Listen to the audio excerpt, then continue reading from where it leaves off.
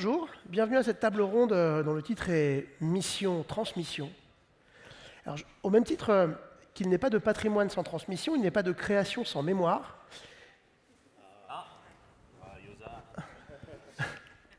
Il y a un gâteau de prévu. Et en cuisine, le savoir-faire se double d'un savoir-transmettre qui est au cœur de la pratique du professionnel dans une cuisine. Transmettre en cuisine, c'est un geste décisif, pourrait-on dire. La transmission, c'est un dialogue entre un maître et un élève, un échange intergénérationnel aussi, que nous avons voulu mettre en scène ici, à ce festival. Un dialogue où la place de l'école est centrale, bien sûr, et ça on va en parler, du lycée hôtelier du Touquet en l'occurrence. Celui donc d'une structure d'encadrement et de médiation entre les générations. Et pour parler de cuisine, d'école et de transmission, on a le plaisir et l'honneur de recevoir Guillaume Gomez, représentant personnel du président de la République pour l'alimentation et la gastronomie, et longtemps aussi cuisinier à l'Élysée, mais ça c'était dans votre vie d'avant. Bonjour Guillaume, ravi de vous avoir, on peut l'applaudir. Bonjour. Très content de vous avoir avec nous. L'alimentation, la gastronomie, des enjeux d'aujourd'hui et de demain, dont vous êtes un incarnant. Oui, tout à fait. L'alimentation, alors on parle beaucoup de souveraineté alimentaire depuis quelques années, et c'est vrai qu'on se demande quand est-ce qu'on a oublié ce terme, puisque après respirer, c'est notre besoin le plus vital, et c'est vraiment ce qui nous unit. Puis c'est l'activité que l'on peut faire plusieurs fois par jour, toute sa vie, sans se lasser. Je vous rappelle qu'entre les deux, il y a boire quand même. Respirer, manger et boire. Bien sûr, mais dans s'alimenter, il y a la boisson. Bien sûr, il y a manger liquide aussi. Manger liquide. Notre second invité, M. Daniel Fasquelle, monsieur le maire du Touquet, qu'on a déjà eu l'honneur et le plaisir de recevoir sur cette scène. Vous avez fait plein de choses pendant ces 3 jours. Bonjour, monsieur le maire, on peut l'applaudir. Alors évidemment, le Festival Omnivore est directement lié à ce beau lycée hôtelier du Touquet, dont on rappellera quelques noms illustres qui y sont passés, qui s'y sont formés, à commencer par Alexandre Gauthier, Sébastien Renard, qui était ici sur scène hier, et tant d'autres. C'est important, la formation à la cuisine, au Touquet. C'est même fondamental. Évidemment, le Touquet est connu en France et partout dans le monde, alors pour l'enduro, mais aussi pour son lycée. Et j'ai été 13 ans député à l'Assemblée nationale. Je sais que certains de ceux qui étaient en cuisine ou qui servaient ont été formés au lycée hôtelier du Touquet. Et à chaque fois que je les croisais, ils me le rappelaient avec beaucoup de fierté. Et en parlant très fort pour que tout le monde entende autour d'eux qu'ils avaient été formés au lycée hôtelier du Touquet. Donc c'est vrai que c'est une marque, c'est un établissement qui a plus de 50 ans et dont on est extrêmement fier. Et il y a des générations et des générations de cuisiniers. J'oublie pas non plus ceux qui servent en salle, parce que c'est très très important, parce que c'est tout un ensemble. Quand on est dans un restaurant, l'expérience elle commence au moment de l'accueil. Il n'y a pas que ce qu'on a dans son assiette. Et cet environnement global, il est préparé ici, il est enseigné au lycée hôtelier du Touquet. Donc très, très heureux et très fier d'avoir dans ma ville cet établissement qui participe au rayonnement de la station. Très juste. Alors pour en parler, plutôt que moi je bavarde déjà énormément sur cette scène, on va plutôt donner la parole à des étudiants, avec 2 membres de ce lycée hôtelier, 2 élèves du lycée hôtelier. Mathéo tout d'abord. Bonjour Mathéo. Bonjour à tous. Vous êtes en quelle année, vous, Mathéo, au lycée hôtelier du Touquet? Alors moi, cette année, je suis en mention pâtisserie après avoir fait un BTS l'année dernière. D'accord. Bienvenue. Et Chana également. Bonjour Chana. Bonjour à tous. On peut les applaudir très fort quand même, les 2 étudiants là, les 2 élèves. Chana, et vous êtes en quelle année? Pour ma part, je suis en 2e année de BTS, option cuisine. D'accord. Alors il faut dire que vous êtes 2 parce qu'on ne pouvait pas accueillir tous les élèves sur scène. Ils sont très nombreux dans la salle. Vous allez vous faire les porte-paroles, les porte-voix de tous vos camarades. Exactement, c'est pour ça qu'on a réuni un petit peu chaque question de tous les élèves qu'on a mis sur papier pour pouvoir les poser. Bien sûr. Vous avez bien travaillé vos questions. Je les ai ici sous les yeux. Je vais vous laisser prendre la parole. Alors, donc ces questions, elles ont été conjointement pensées par les élèves du lycée. Alors je crois que vous voulez peut-être commencer. On commence par quoi? Les défis environnementaux? Environnementaux, on peut. Allons-y. Chana, vous commencez? Donc, oui, Monsieur Gomez, comment votre expérience en tant que chef de renom vous a-t-elle sensibilisé aux défis environnementaux auxquels l'industrie de l'hôtellerie et de la restauration est confrontée aujourd'hui? Alors déjà, juste en petite introduction, parce que je ne vais pas en parler trop longtemps et on est là pour échanger et pour répondre à vos questions, vous dire le plaisir qu'est le mien d'être sur cette scène. Merci à Luc Dubanchet de m'avoir convié. Je suis omnivore depuis la création, depuis la jeunesse de Luc.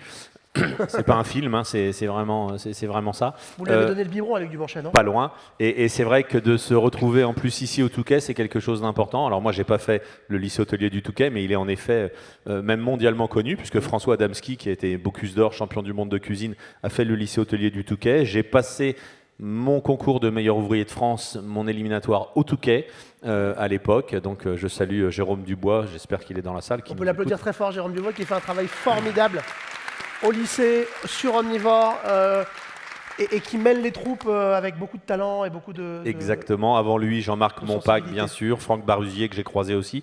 Et donc, c'est vrai que le Touquet, c'est une histoire un petit peu particulière, en tout cas dans ma carrière. Je suis venu après, plus tard, avec l'un de mes patrons, président de la République, qui habite au Touquet. Donc, j'ai accompagné le président aussi. Et c'est vrai que c'est toujours un plaisir de revenir au Touquet. Et j'ai également été parrain d'une promotion des élèves, et je sais aussi le travail que vous faites pour valoriser tout votre passage au Touquet, et une conférence sur la transmission en tant que meilleur ouvrier de France, c'est aussi bien sûr quelque chose qui me tient à cœur. Alors pour parler des sujets environnementaux, la gastronomie, la cuisine, l'alimentation, le rôle qu'est le mien aujourd'hui de représentant du président, c'est d'être son lien direct auprès de tous les acteurs de la gastronomie, pas uniquement les chefs, mais aussi bien l'amont, bien sûr, le travail des sols, jusqu'à la méthanisation des déchets. Donc vous pensez bien que les sujets environnementaux sont au cœur des sujets que nous traitons aujourd'hui en termes d'alimentation. C'est-à-dire que les chefs ont été, quand je dis les chefs, les restaurateurs, les chefs de cuisine, les pâtissiers, les artisans, toutes celles et ceux qui transforment l'alimentaire, se sont rendus compte depuis longtemps, bien sûr, de l'impact que pouvait avoir notre alimentation sur notre environnement. Sur notre environnement, mais au-delà de ça, on parle en ce moment beaucoup du One Health, en bon français, je ne sais pas si vous avez suivi, c'est la santé globale justement de tout ça. Et on se rend compte que notre alimentation, elle a un rôle à jouer sur notre santé avant tout, bien sûr, sur la santé des autres, des producteurs, de celles et ceux qui font cette alimentation, et sur les normes environnementales. Donc bien évidemment, c'est quelque chose auquel on a été sensibilisé. Moi, j'ai été, je pense, l'un des premiers chefs, puisqu'on a servi de tests un petit peu à Paris, notamment sur la valorisation des déchets. C'est devenu obligatoire maintenant dans les restaurateurs, chez les restaurateurs, mais moi, il y a plus de presque 15 ans maintenant, on a mis ça en place à l'Élysée, avec comment trier nos déchets, comment valoriser nos déchets, pas juste le papier, le carton, les emballages, mais vraiment toutes les parties carnées, protéinées, et ainsi de suite. Comment est-ce qu'on rendre la cuisine moins gaspilleuse? Elle a eu tendance à l'être, la cuisine traditionnelle française, un peu gaspilleuse? Non, c'est pas qu'elle avait tendance. Vous savez, les cuisiniers, ils n'étaient pas en dehors du monde, ils n'étaient pas en dehors des gens. La société gaspillait. La société gaspille toujours. Les chiffres de la FAO, donc la partie des Nations Unies qui gère ça, aujourd'hui, 50% de ce qui est produit sur Terre, 50% n'est pas consommé. Soit laissé dans les champs ou rejeté à la mer pour la pêche et ainsi de suite, soit maltraité, soit ensuite gaspillé jusqu'à, bien sûr, le consommateur qui ne termine pas son assiette. Quand il laisse 10%, 15%, 20% dans son assiette, c'est 20% de gaspillage. Donc aujourd'hui, il y a encore du travail à faire, mais aujourd'hui, les gens, ils sont sensibles. C'est-à-dire que autant avant, on pouvait dire on ne le savait pas. Aujourd'hui, les gens le savent, et surtout, on sait que ça a un impact, notre façon de s'alimenter. Comment est-ce qu'on trouve nos produits? Où est-ce qu'on les source? Comment est-ce qu'on s'approvisionne? D'où est-ce qu'ils viennent? Comment est-ce qu'on les transforme? Ça a un impact aujourd'hui sur notre santé, bien évidemment, et sur l'environnement. Question suivante. Est-ce que vous voulez qu'on pose quelle action concrète ou vous voulez qu'on passe? Oui, on peut rester. Par exemple, on parle des approvisionnements beaucoup, on entend beaucoup parler des agriculteurs en ce moment. Quel lien on peut mettre en place avec eux? Quel travail faire avec les producteurs pour améliorer ça? Alors, ce qu'il faut savoir, et vous êtes les acteurs du futur de la gastronomie, c'est-à-dire que vous êtes les chefs qui allez faire en sorte que cette alimentation, cette gastronomie, elle continue d'évoluer et elle évoluera toujours. Bien évidemment, le lien avec les agriculteurs, il est très fort. De toujours. Moi, j'ai eu souvent l'occasion de le dire, si la gastronomie française, elle a cette reconnaissance, notamment à l'international, c'est parce qu'on a la meilleure agriculture du monde. Il n'y a pas un autre pays qui a une telle variété, une telle densité agricole, de production, pêche, chasse, élevage, et bien sûr, tous nos maraîchers. Donc, c'est ce qui fait que ce pays, il est unique, dom-tom compris, et donc cette gastronomie, elle est unique. Donc, il faut aller de plus en plus vers, en effet, vous savez, derrière un produit, quel qu'il soit, il y a une femme, il y a un homme, il y a une histoire, il y a comment est-ce que ça a été fait. Et quand vous les rencontrez, et des salons comme Omnivore servent également à ça, parce que ça ne vous empêche pas d'ailleurs de passer par ce qu'on appelle nous des grossistes, parce que vous verrez, quand vous serez chef dans votre cuisine, les producteurs, les éleveurs, les pêcheurs, les chasseurs, ça peut être une centaine de personnes différentes. vous ne pouvez pas et aller à leur rencontre et comprendre ce qu'ils font, en tout cas au quotidien, et faire votre métier de restaurateur. Donc il y a des gens qui sont là pour ça, comme ici Transgourmet et comme d'autres, vous pouvez en rencontrer, qui sont là pour créer ce lien. Et par contre, des moments comme Omnivore sont des temps forts pour aller à la rencontre de ces producteurs. Vous pouvez aller rencontrer 1 ou 2 producteurs comme ça à côté de chez vous, mais si vous devez faire 100 km le matin tous les jours pour aller chercher vos produits, et ça 15 fois ou 20 fois, vous voyez, c'est pas possible. Donc il faut aller à la rencontre, il faut comprendre le produit, et surtout, il faut être à leur écoute. Vous savez, un chef de cuisine, ça peut vous paraître complètement aberrant aujourd'hui, mais un chef de cuisine, moi quand j'ai commencé la cuisine il y a un peu plus de 30 ans maintenant, personne parlait saisonnalité. Ça concernait personne, c'était bon. Non, s'il fallait des asperges, parce que le chef avait décidé de mettre des asperges, il fallait trouver des asperges. Et la génération encore d'avant, c'était pire que ça. Vous mangiez partout pareil. Vous alliez dans un hôtel, dans un palace, que vous soyez à Rome, Paris ou New York, c'était la même carte. Donc on mangeait la même chose. Donc vous voyez, ça paraît aujourd'hui, ça paraît complètement dingue, mais c'était comme ça. Et c'était pourtant déjà connu comme de la grande cuisine et déjà avec certains problèmes à résoudre qui étaient les problèmes de l'époque. Donc les problèmes aujourd'hui qui sont pris en compte, en tout cas ces problèmes de sourcing, de valorisation du travail des producteurs, des agriculteurs, c'est au cœur du débat aujourd'hui, ce le sera encore plus demain, et bien évidemment, il faut aller vers ces solutions qui nous amènent une meilleure alimentation, une fois de plus, meilleure alimentation pour soi, pour l'autre, le producteur, et pour l'environnement, parce que ça va ensemble. C'est en saison que le produit, il est le meilleur et le moins cher. Monsieur le maire, vous êtes un peu fier, j'imagine, que ce soit à Haut-Touquet que la vitrine qui met en avant tous ces producteurs du Nord ait lieu depuis déjà 3 ans. Oui, alors on a été région européenne de la gastronomie en 2023, première région de France. C'était l'occasion de révéler l'identité culinaire de la région des Hauts-de-France. Vous l'avez dit, alors en France, on a des produits merveilleux de la terre et de la mer, mais dans les Hauts-de-France en particulier, puisqu'on a Boulogne-sur-Mer, premier port de pêche. On a donc tous les produits de la mer, on a les produits de la terre, on est leader dans un certain nombre de domaines, l'endive, la pomme de terre et d'autres. On a des plats régionaux qui sont connus. Alors il n'y a pas que la frite et la gaufre, il y en a beaucoup d'autres. Et il faut qu'on soit fier de cette identité culinaire et gastronomique. Mais je me tourne vers les jeunes. Vous avez vraiment un rôle très important à jouer pour continuer à éduquer la population. Évidemment, ne pas manger les mêmes choses selon les saisons, manger des produits locaux. Et je pense qu'il y a vraiment de sacrées marges de manœuvre. Si je prends l'exemple du Touquet, si vous êtes dans les restaurants du Touquet, il y a très peu de restaurateurs qui vont vous dire qu'ils travaillent des produits locaux ou qui feront le lien avec les produits locaux, même si certains le font, mais pas tous. Alors qu'on a des agriculteurs qui sont absolument incroyables ici, qui font de la viande, qui font des fraises, qui font... Voilà. Et ce lien ne se fait pas encore naturellement. Donc je pense qu'il y a encore du travail à faire. Et de ce point de vue-là, je pense que les restaurateurs ont un rôle d'éducation pédagogique, des messages à envoyer. D'ailleurs, les agriculteurs sont en difficulté, en s'adressant à eux au plan local, c'est une façon de les aider. C'était la question que tu posais. Et, un moyen concret d'aider les agriculteurs, c'est déjà commencer par aller vers eux, travailler avec eux, évidemment mettre en avant leurs produits. Et puis quand on fait ça, à la fois on éduque mieux la population à respecter le rythme des saisons, à réapprendre à cuisiner chez soi. Et puis on met aussi en avant les produits locaux. Or on sait, si je fais le lien avec l'économie touristique, puisque je préside le comité régional du tourisme, un touriste sur 2 choisit une destination en fonction de ce qu'il va manger. La gastronomie, c'est un levier extrêmement important. Donc quand vous mettez en avant les produits locaux et la gastronomie, vous renforcez l'attractivité d'un territoire et d'une région.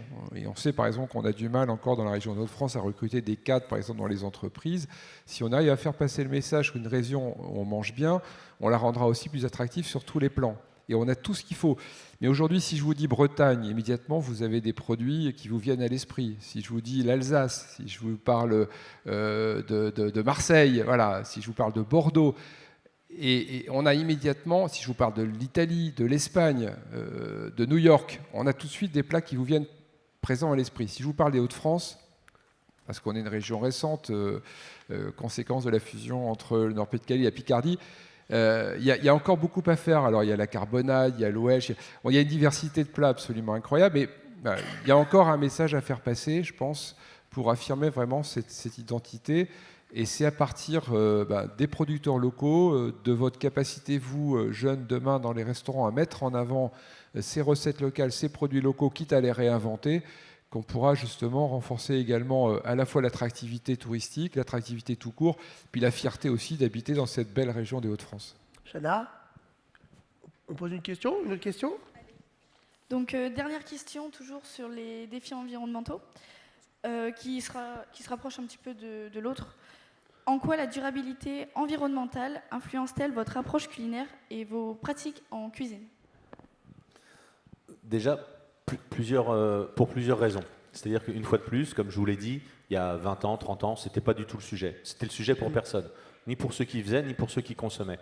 Aujourd'hui, je pense qu'un chef, un restaurateur, ne peut pas passer à côté de ces défis environnementaux, tout simplement parce que c'est ce que souhaite sa clientèle, c'est ce que souhaite le personnel. On le sait, les jeunes aujourd'hui que vous êtes cherchent aussi du sens dans cette cuisine, et vous ne resterez pas travailler dans un restaurant qui n'a aucun sens, qui ne fait pas attention à son sourcing produit, qui gaspille, et ainsi de suite, et ainsi de suite. Donc c'est vraiment, je pense, parce que ces défis environnementaux, et tant mieux, parce que c'est comme ça qu'on va y apporter des solutions, ces défis sont au cœur du sujet, et c'est central. C'est central, pourquoi? Parce que le restaurateur, bien évidemment, il y a un sujet économique pour ça, parce qu'il se rend compte que c'est, une fois de plus, quand c'est de saison, c'est moins cher, en circuit court et ainsi de suite. Il y a une valorisation que l'on peut apporter en termes d'achat, bien sûr, mais en termes de revente. Par rapport à l'unité de son personnel, comment intéresser un jeune qui va venir travailler chez lui en salle ou en cuisine, c'est quand même plaisant quand le client vous demande mais d'où vient ceci, d'expliquer que ça vient de X kilomètres, que vous avez rencontré le producteur, que vous avez rencontré l'éleveur, que le vigneron, regardez, il est à la table d'à côté, et ainsi de suite. Et surtout, parce que c'est quand même lui qui décide dans le restaurant et qui fait la loi, on va dire, dans le restaurant, c'est le client. Parce que si le client ne vient pas, il n'y a pas de restaurant. Il faut un modèle économique, il faut qu'il y ait des clients pour ça. Et à partir du moment où ce sont les questions que se posent les clients, naturellement, petit à petit, c'est devenu le cœur du sujet. Et une fois de plus, c'est très récent. Il y a 10 ans en arrière, on passait pour des illuminés quand on commençait à expliquer circuit court, oui mais tu vas pas restreindre les gens à manger toujours pareil, et ainsi de suite. Non mais attends, c'est pas parce qu'on est dans telle région qu'on doit manger forcément partout pareil dans la région, et ainsi de suite. Alors qu'aujourd'hui, c'est ce que veulent les gens, un peu plus d'authenticité et de la mise en valeur, une fois de plus, de ces savoir-faire locaux. Donc c'est quelque chose d'important, et naturellement l'impact sur l'environnement se fait et est bénéfique. Merci. Mathéo? À travers la transmission de ce qu'on est en train de parler, quels conseils donneriez-vous aux jeunes étudiants, aux jeunes chefs qui souhaitent ouvrir leur restaurant? Alors moi je ne vous parlerai pas de restaurant, je serais mal placé pour en parler, j'en ai pas et j'en ai pas eu, mais en tout cas sur la transmission. Déjà, je ne sais pas si vous vous rendez compte, la chance que vous avez en tant que jeune, des outils qui sont aujourd'hui à votre disposition.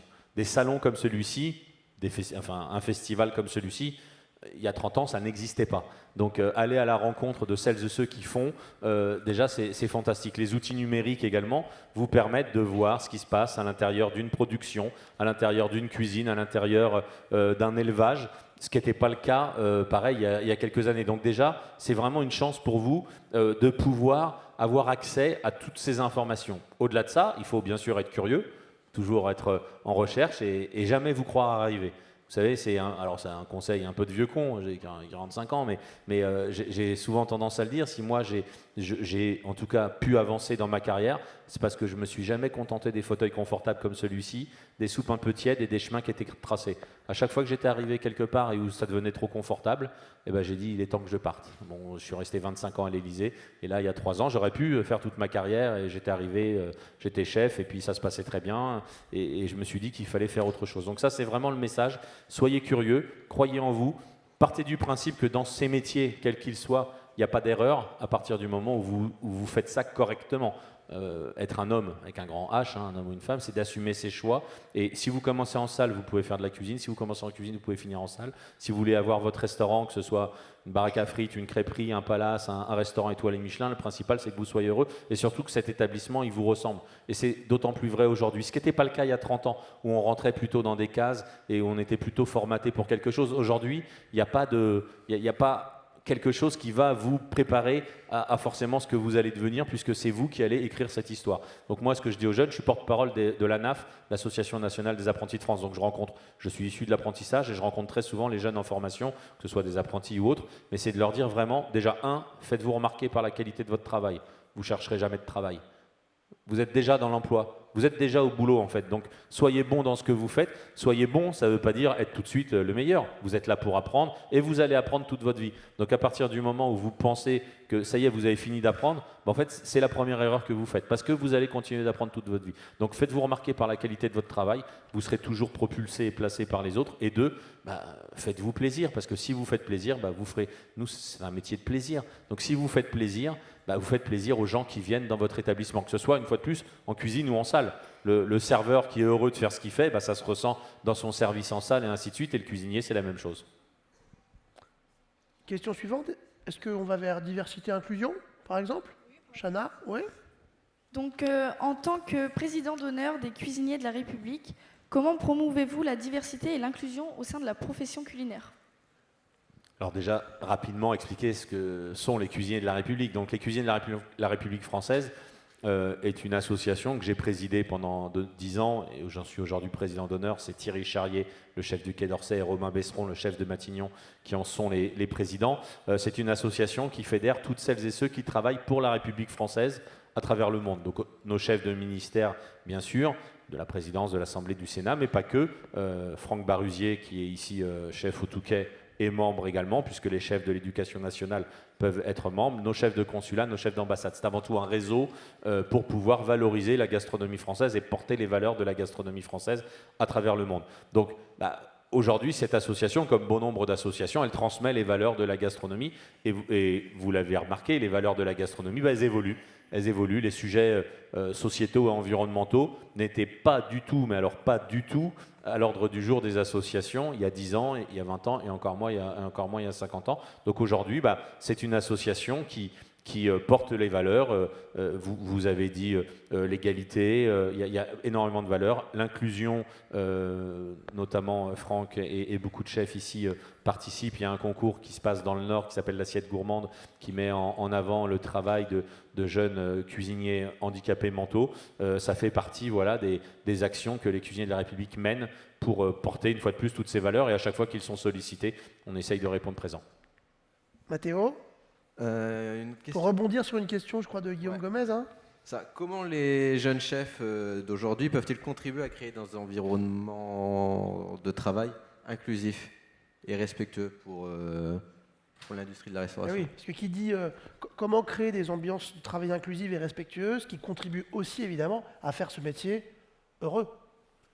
Mais je pense qu'en fait, ça doit être la question de départ. C'est-à-dire qu'à partir du moment, on ne doit pas avoir cette notion sacrificielle au travail. C'est-à-dire que si vous avez l'impression de sacrifier quoi que ce soit quand vous venez le matin au travail, c'est qu'en fait vous vous êtes trompé de travail, tout simplement. Parce que personne n'est fait pour subir son travail. C'est un travail qui va vous demander beaucoup. Du temps, de l'investissement, des journées où vous êtes debout. Donc soit vous y prenez du plaisir. Moi, j'ai jamais eu l'impression... J'ai connu en plus la préhistoire de la gastronomie où on faisait des journées de 17 heures, c'est fini maintenant. Mais vous savez, quand j'ai commencé le métier, moi c'était un jour de repos par semaine. Ça peut paraître complètement fou. Après, j'ai connu un jour et demi où là, le chef il arrivait à 20h et il disait tiens, t'as ta soirée ce soir. Ah bon, les 20h, t'étais arrivé à 8h, t'as fait 8h, 20h, t'étais en soirée. Donc c'était comme ça. Mais par contre, j'ai jamais eu l'impression ni de me faire avoir, ni de passer trop de temps de travail. J'aimais ça. J'apprenais. C'est comme, je sais pas, si vous aimez jouer au foot, vous rentrez sur le terrain, puis au bout de 2 minutes, l'entraîneur il vous dit tu sors parce qu'il faut que tu te reposes. Et tu as plutôt l'impression de te faire avoir. Donc c'est plus dans ce sens-là. Donc bien évidemment, les choses ont changé et ça a évolué. Et heureusement, je dis pas que c'était mieux avant. C'est pas du tout mon discours. Mais en tout cas, moi, plus je passais de temps en cuisine, mieux j'étais. Bien sûr, dans un environnement bénéfique, avec des gens bienveillants. Moi, j'ai eu cette chance de toujours avoir des chefs qui étaient bienveillants, où il n'y a pas une mauvaise ambiance. À partir du moment où il y a une mauvaise ambiance, c'est là où il faut changer tout ça. Et je pense qu'aujourd'hui, notamment les chefs de la jeune génération, ils ont compris beaucoup de choses. Ils n'ont pas souhaité reproduire ce qu'ils avaient forcément connu, et ils ont créé des environnements qui leur sont spécifiques, c'est-à-dire que ce qui fonctionne chez un chef ne fonctionnera pas forcément chez un autre, parce que ça doit aussi lui ressembler, avec sa personnalité, avec le temps qu'il va passer avec ses équipes. Moi, ça n'existait pas il y a 30 ans, un chef de cuisine qui allait passer une demi-journée de cohésion avec les équipes. Ça n'existait pas. Hein. Ça n'existait pas. Le chef ne prenait pas une demi-journée pour quoi que ce soit d'ailleurs. Il bossait 7 jours sur 7. Donc aujourd'hui, tout ça, ça a changé. Et je pense que c'est aussi ce qui fait qu'on a des jeunes qui, de plus en plus jeunes, sont plus motivés et sont bien meilleurs cuisiniers, bien meilleurs serveurs. Avant, dans un restaurant, il y avait très peu de jeunes de 20 ans aux responsabilités, ça n'existait pas. Aujourd'hui, on a des jeunes qui comprennent plus vite, qui apprennent plus vite, et ce n'est pas une erreur que de se dire que la jeune génération, et encore celle qui va arriver, sera de plus en plus performante avec des outils qui sont différents. Et je pense que pour répondre à cette question de comment créer cet univers plutôt bienveillant pour tout le monde, il faut y réfléchir et que cet univers, il vous ressemble. Et c'est ce qui fait qu'on a aujourd'hui des jeunes handicapés dans les cuisines qui sont très heureux et qui ne sont pas dans des restaurants dits spécialisés, mais qui peuvent vraiment travailler partout et ainsi de suite. Et ça amène énormément. Moi, j'en avais dans la brigade, j'en ai reçu dans la brigade, j'ai reçu un jeune autiste, j'ai reçu une jeune trisomique. Et vous savez, ça amène quelque chose en plus à la brigade. C'est-à-dire que ce sont les jeunes de la brigade qui font plus attention à ce qu'ils font. Qui font plus attention à leur présence, à comment est-ce qu'ils vont s'habiller, comment est-ce qu'ils vont parler, comment est-ce qu'ils vont travailler, parce qu'ils se disent j'ai une responsabilité vis-à-vis de ce jeune qui lui a besoin de plus d'attention, qui lui est à l'heure, donc il n'y a aucune raison que moi j'arrive pas à l'heure si lui est à l'heure, et ainsi de suite, et ainsi de suite. Donc ça apporte vraiment à tous. On fera une... Monsieur le maire. Oui, moi je voudrais ajouter quelque chose parce que je pense que votre nouvelle génération a aussi une responsabilité particulière dans ce domaine. Moi j'ai créé le groupe d'études autisme à l'Assemblée nationale et une école parentale ici pour enfants autistes et un café heureux où les plats sont préparés, vous êtes servis en salle à la fois par des jeunes autistes et des jeunes trisomiques. Et on a créé cette école parentale il y a quelques années. Maintenant, ces enfants grandissent. Il y a une vraie angoisse pour les parents de leur trouver un avenir. Et il faut savoir que 80% des autistes en France sont exclus du monde du travail, alors qu'on a des chiffres qui sont bien meilleurs dans les pays voisins. Donc certes, des choses sont faites, mais par rapport au restaurant inclusif, je pense qu'il s'agisse de préparer les plats ou de servir en salle, soyez ouverts demain à ces profils différents, parce que ils sont encore, pour beaucoup d'entre eux, exclus du monde du travail, isolés dans des CAT, dans des structures spécialisées, quand ils ne sont pas tout simplement enfermés chez eux avec des parents qui ont l'angoisse vieillissant de ce que ces jeunes enfants devenus adultes vont devenir. Donc on a en France, et c'est bien d'avoir posé cette question, encore de sacrées marges de progression à faire. Donc, et c'est un petit peu la responsabilité également de votre génération demain, quand vous serez aux commandes, quand vous aurez pris des responsabilités. Si vous voyez passer une candidature d'un jeune un peu différent des autres, ne l'écartez pas a priori, parce que comme ça vient d'être dit par M. Gomez, ça peut beaucoup apporter à l'environnement de travail, sans compter évidemment le travail qu'ils peuvent faire, qui peut être un travail extrêmement utile pour le restaurant. Voilà, c'est ce que je voulais ajouter, parce que l'expérience qu'on a vécue nous ici au Touquet en créant ce café joyeux, elle est extrêmement positive. Et moi, je voudrais que ces jeunes qui, le temps des vacances, que c'est le temps des vacances, travaillent dans ce café heureux, parce que certains, visiblement, ont la vocation.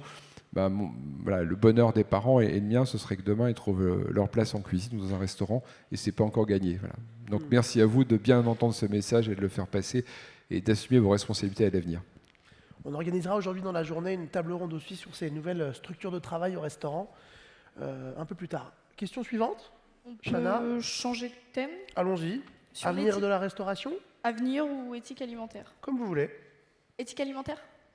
C'est vous qui choisissez. C'est vous qui choisissez. C'est votre interview. Ok. Comment intégrez-vous l'éthique alimentaire dans vos choix de produits et vos menus? Et quelles sont les implications pour l'avenir de la restauration? Une fois de plus, ce sont des thématiques qu'on n'abordait pas il y a quelques années. Aujourd'hui, c'est vraiment pareil le cœur du sujet. Et une fois de plus, le cœur du sujet pour celles et ceux qui travaillent, mais pour les clients qui viennent dans les restaurants. Et on voit bien, ce n'est pas juste une mode quand on parle de bien-être animal, quand on parle de plus de végétal, quand on parle d'impact environnemental, ce n'est pas juste quelques illuminés qui pousseraient la porte d'un restaurant une fois de temps en temps. C'est au cœur du sujet de tous les restaurateurs, tous les jours. C'est-à-dire qu'il n'y a pas un service où on n'a pas des questions sur l'approvisionnement, sur l'élevage. Donc il faut prendre tout ça en compte. Et je pense, en tout cas, que les chefs aujourd'hui l'ont compris et qu'en effet, vous savez, on a fait un gros travail avec notamment la filière des bouchers. Ce sont les bouchers qui ont inventé le terme de flexitarisme. La viande, mangez-en moins, mangez-en mieux. Bien évidemment, la culture qui était celle de manger X kilos de viande par jour il y a encore une quinzaine d'années, aujourd'hui ça paraît complètement hallucinant pour plein de raisons. L'impact environnemental, l'impact sur la santé et même l'impact sur la filière. C'est-à-dire qu'à partir du moment où c'était une consommation déraisonnée, en fait les premières personnes qui en pâtissaient étaient les éleveurs et les bouchers. Parce que l'école de la boucherie c'était vide, plus personne ne voulait faire boucher. Les éleveurs vivaient pas trop de leur travail parce que du coup les gens voulaient toujours une protéine animale toujours moins chère. Donc les gens mangeaient plus de viande mais pas de la bonne qualité et pas forcément avec un impact économique sur le territoire. Donc tous ces sujets-là sont des sujets qui sont aujourd'hui presque intégrés mais vraiment au début de l'aventure. On a quelques chefs qui ont lancé des restaurants thématiques sans protéines ou avec plus de protéines végétales et ainsi de suite. Moi, je pars du principe qu'on doit manger de tout, mais à chaque fois, vous savez, un raisonnement très simple sur cette cuisine humaniste qu'on est plusieurs à promouvoir, se dire à chaque fois que je consomme, quel que soit l'acte de consommation, est-ce que c'est bon pour moi, pour ma santé, est-ce que c'est trop gras, est-ce que c'est trop sucré, est-ce que c'est trop salé, est-ce que c'est bon pour l'autre, le producteur, celui qui le fait, mais même quand j'achète un t-shirt ou une paire de baskets, comment est-ce que ça a été fabriqué, par qui et dans quelles conditions? Et l'impact environnemental. Est-ce que c'est bon pour l'environnement? Si c'est non à chacune de ces questions sur chaque acte de consommation, c'est que ça ne va pas. C'est qu'on part dans le mauvais sens. Si c'est non une fois de temps en temps, bon, je suis en train de boire un café, est-ce que c'est bon pour moi? Si c'est le premier, ça va. Si c'est le 15e, peut-être pas. Est-ce que c'est bon pour l'environnement? Bon, le café, on ne le fabrique pas encore sur les plages du Touquet. Donc, quand c'est une fois de temps en temps, ce n'est pas très grave. On ne va pas vous empêcher de boire du café, de manger du chocolat. Mais par contre, voilà, il ne faut pas que ce soit le gros des réponses à votre questionnement, tout simplement. Et ça, c'est un travail très simple que tout le monde peut faire. Et à partir de 10 ans, vous pouvez très facilement comprendre. Voilà, est-ce que c'est bon pour moi? Est-ce que c'est bon pour l'autre? Est-ce que c'est bon pour l'environnement? Et c'est en mettant le plus de oui dans votre consommation au quotidien qu'en fait, vous allez vous rapprocher tout simplement et faire, alors c'est un mot très compliqué, ça s'appelle la congruence, vous regarderez plus tard, c'est tout simplement être en accord avec ce que je souhaite, avec ce que je dis et avec ce que je fais. Voilà, c'est ça la congruence. Donc, est-ce que je suis en accord avec moi-même? Et là, je ne le dois pas aux autres. C'est-à-dire que ce n'est pas la décision d'un tel ou d'une telle qui a un impact sur mon mode de consommation. C'est à vous au quotidien de vous dire, voilà, comme on l'a fait pour l'environnement, éteindre le robinet quand on se brosse les dents. Bon, voilà, c'est pas vieux, hein, ça a 20 ans. Hein. Avant, personne n'y pensait. Voilà. Si vous voulez pas boire de café, buvez de la chicorée. Par exemple. C'est bien du Nord, on l'a vu hier. C'est local, bravo. Ah oui, il y a plein de manières de la préparer en plus. Mathéo? On peut peut-être passer sur l'avenir de la restauration. Allez. Comment les jeunes chefs peuvent-ils se préparer à faire face aux défis émergents tout en saisissant les opportunités dans un marché à évolution rapide en ce moment?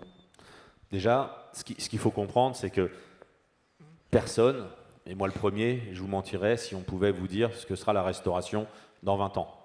C'est aussi à ça que peuvent servir des séquences comme le Festival Omnivore, c'est de réfléchir ensemble, c'est de faire des propositions. Et une fois de plus, comme je vous l'ai dit, il n'y a pas d'erreur. Vous pouvez partir sur un chemin, puis finalement tourner à droite à un moment ou tourner à gauche en fonction de vos envies, en fonction surtout de l'envie des clients et de là où vous serez. Donc moi je pense que déjà ce qu'il faut savoir, c'est que l'avenir de la restauration, il est dans vos mains, il n'est plus dans les miennes. Vous êtes vous l'avenir de la restauration et ce qu'il faut comprendre, c'est que vous faites un métier, alors déjà qui est formidable bien évidemment, mais qui est source de promesses à l'infini. C'est-à-dire que, à la limite, tant que vous vous posez des questions, il y a des réponses à amener. Donc c'est à vous de faire en sorte de faire l'établissement que vous voulez, d'aller convaincre des établissements comme celui, pour en citer que deux, Alexandre Gauthier ou Florent Léden, que vous connaissez bien. Mais c'était impensable il y a 20 ans.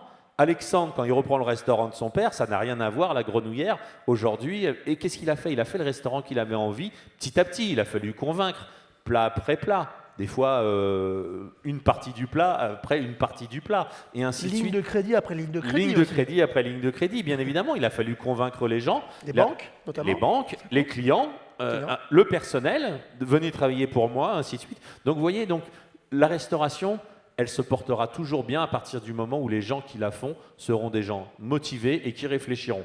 Ce qui a mis la restauration, je pense, en péril ces dernières années, ce sont des acteurs qui ont vu ça comme un placement financier et qui sont arrivés dans la restauration en disant « je vais investir, je vais y mettre des moyens et ça va fonctionner ».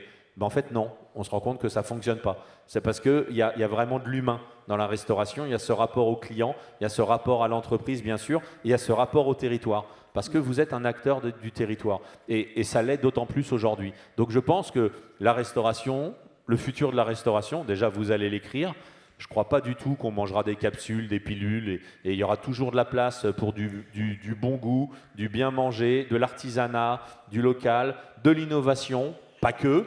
On l'a vu aussi, l'innovation pour l'innovation, bah, ça a marché un petit peu, puis en fait ça a été un effet de mode. L'innovation, si elle n'est pas au service du goût, bah, en fait elle n'a pas d'avenir. Donc tous ceux qui ont innové, ça a été toujours au service de leur clientèle, du goût, de leur territoire, et une fois de plus de l'impact qu'ils ont sur la société, sur leur société, mais sur la société et sur l'environnement. Donc je pense que c'est vraiment le cœur du sujet pour la restauration de demain. Chana, une dernière question peut-être? Ça passe vite. Eh oui, ça passe vite, hein. Il y a tant de choses à dire. On revient toujours un petit peu sur les mêmes thèmes, mais quelles tendances prévoyez-vous pour l'avenir de l'industrie et de la restauration en termes de durabilité, d'éthique et de diversité? Vous avez répondu à votre question, Chana, puisque je pense que, alors moi, pour le rôle qui est le mien aujourd'hui, c'est vraiment de rencontrer tous les acteurs du monde de l'alimentation, aussi bien le petit producteur, je vous l'ai dit, jusqu'à la méthanisation des déchets, et il y a une part importante qui est l'agroalimentaire et la grande distribution. Pour nourrir 7 milliards de personnes, ce sont des acteurs importants. Je ne dis pas essentiels, je dis très importants.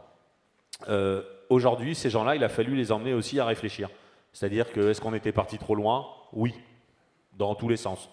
Sur la grande distribution, sur l'agroalimentaire. Mais une fois de plus, ce n'est pas l'ennemi, puisqu'on en a besoin. On en a besoin pour nourrir 70 millions de Français à un prix qui doit être celui de la consommation, mais ce n'est pas au plus bas prix, ce n'est pas toujours moins cher, et ce n'est pas tout, n'importe quand, n'importe comment, puisqu'on voit que ça a un impact. Ça a un impact sur l'environnement, ça a un impact sur notre santé. 18% des moins de 21 ans sont obèses en France, 50% de la population active est en surpoids, donc ça a un réel impact sur notre santé. Et donc sur la société, parce que c'est une société qui produit de moins en moins et qui est de plus en plus, qui se raccroche à des coûts, puisque la mauvaise alimentation a coûté en 2020, sur les chiffres de Open Agri-Food, 40 milliards d'euros à la sécurité sociale. 100 milliards en 2030 si on ne change rien. Donc ça a un réel impact, ce n'est pas juste de la mode. C'est d'ailleurs pour ça qu'aujourd'hui, le président de la République a lancé une coalition mondiale avec 70 pays sur comment nourrir 500 millions d'enfants en 2030. Ça a un réel impact sociétal et économique, bien évidemment, sur notre santé et sur l'économie des pays. Donc c'est quelque chose d'important. Et pour ça, il faut emmener tous les acteurs du monde de l'alimentation.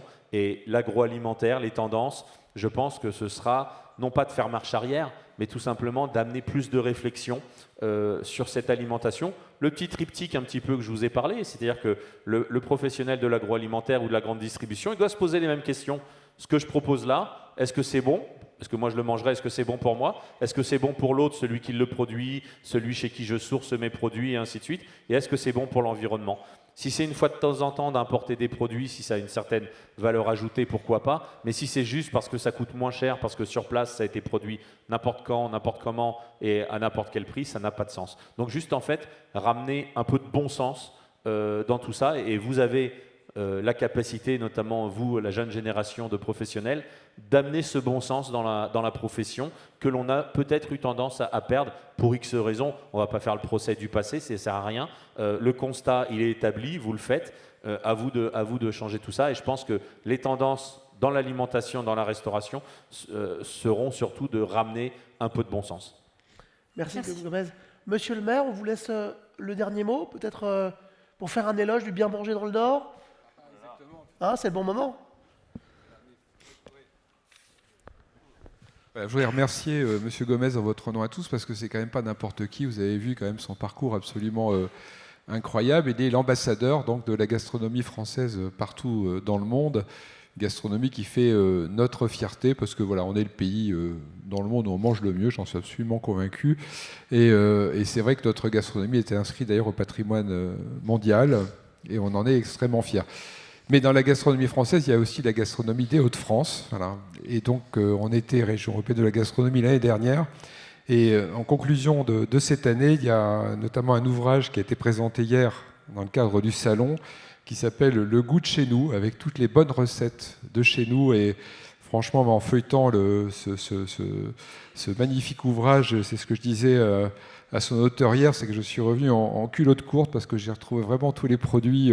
Moi, je suis fils de boucher charcutier, vous voyez, donc je suis vraiment avec un papa qui était passionné et qui achetait local, qui fabriquait quasiment tous les produits de charcuterie lui-même, alors qu'à l'époque, d'autres bouchers ou charcutiers ne faisaient qu'acheter pour trancher et revendre. Lui, il faisait lui-même ses jambons, ses pâtés. Il faisait un boudin blanc à Noël. Les gens faisaient des kilomètres pour venir le consommer. Et il m'a transmis voilà, ce goût. Alors, je ne suis pas cuisinier, évidemment. Je vous écoute tous avec beaucoup d'attention et beaucoup de modestie. Mais j'ai quand même cette sensibilité, cet intérêt pour ce que vous faites. Voilà, et j'ai beaucoup d'admiration, surtout pour ce que vous faites.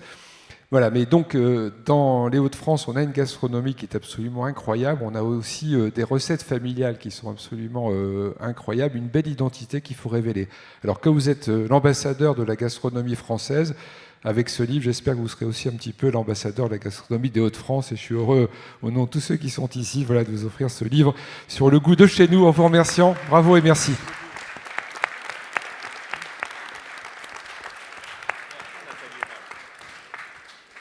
Voilà. Merci beaucoup. Merci à tous. Merci, monsieur le maire. Un livre qui remonte le maroilles, pourrait-on dire. Merci beaucoup pour cette table ronde. Merci Chana, merci Mathéo. On peut les applaudir très fort. En plus, il y a vos copains dans la salle. Ils ont été très bons, non? Ils ont porté la voix des élèves du lycée hôtelier avec brio. Merci Guillaume Gomez. Merci Daniel Fasquelle. Et on se retrouve très vite pour la suite des masterclass et des rencontres. À tout à l'heure. Bravo à tout le monde.